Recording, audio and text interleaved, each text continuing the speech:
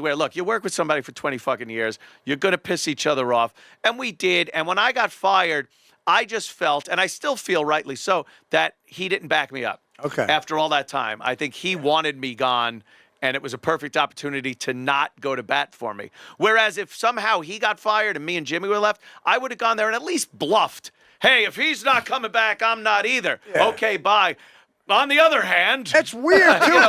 Give it a try. It's weird when you guys, like, you're linked to it forever because your names are in the show, and then Jimmy became a part of the fabric of the show. Yeah, absolutely. So much. It's odd to make that play. Like, why would you say to yourself, "Oh, I know I could do this alone," or just pick anybody? Yeah. Pick anybody.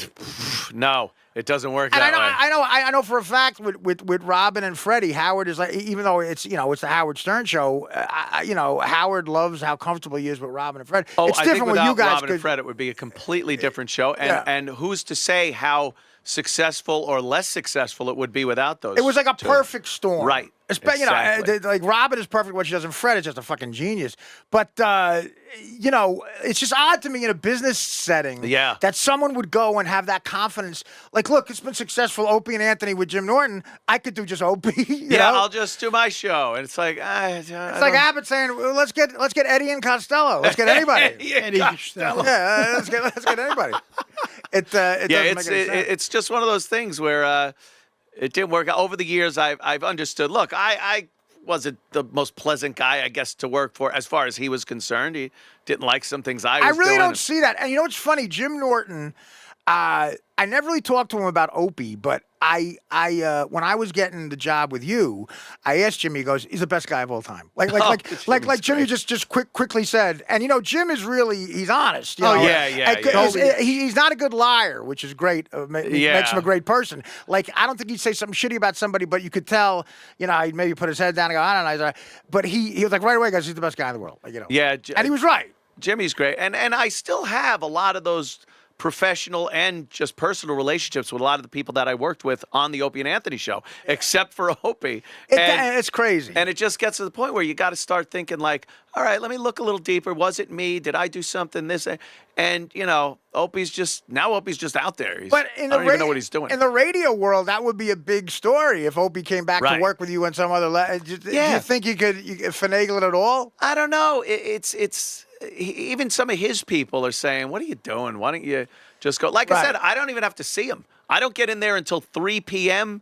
to do the show. We did a show together. He could do a morning show. If he did a morning show and stuff, but we've approached numerous times, and he wasn't even for the idea of us sitting down at a restaurant and meeting with Keith and his guy. Wow. And shit. Like, he's got these ideas that I did things to him. He always talks about like, he did things to me. I'm not going to bring him up. And then people go, what were those things? I go, nothing. Well, put him in a different tax bracket. Yeah, it's exactly. You're talking about success. Yeah. On a major level. Huge. I told you the only person I've ever had a confrontation with on that show in the Stern day, we were both at Sirius, was that time with Opie in the bathroom. In the bathroom. And again, to me, it was all just radio bullshit. That's what I was under the impression. It's that, hey, motherfucker. And I saw him and I said, hey, Opie, what's up, man? Kevin. And he said, fuck you. I'm like, what are you talking about? What? Because you said something about our show. I'm like, what did I say? It was something so innocuous. I don't even remember what I said. And then we got into a big shouting match. And Baba Booey had to break it up. It was actually kind of a funny scene.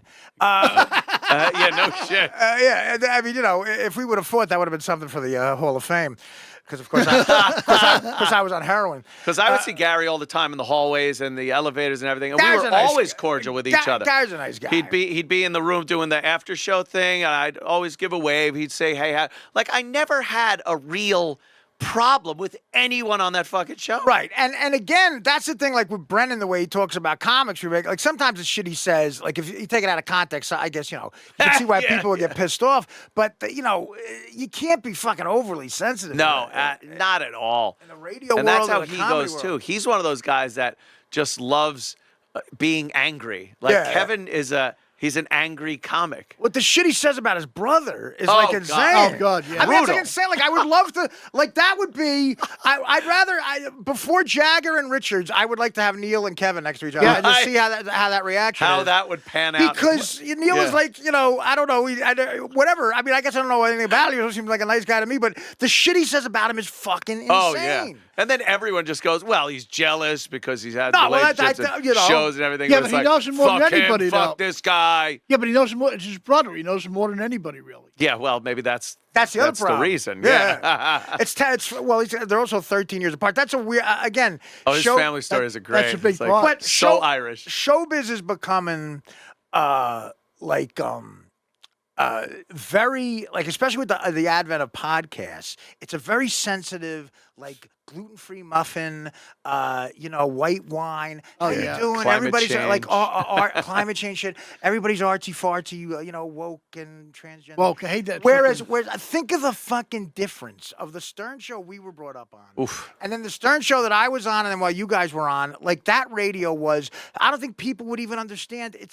No. Vicious on a level of like, you couldn't. Yeah, you talk about shock radio. It literally would have shocked people to death. Oh, yeah. They couldn't Now more handle than ever. they wouldn't be able to handle what we were doing.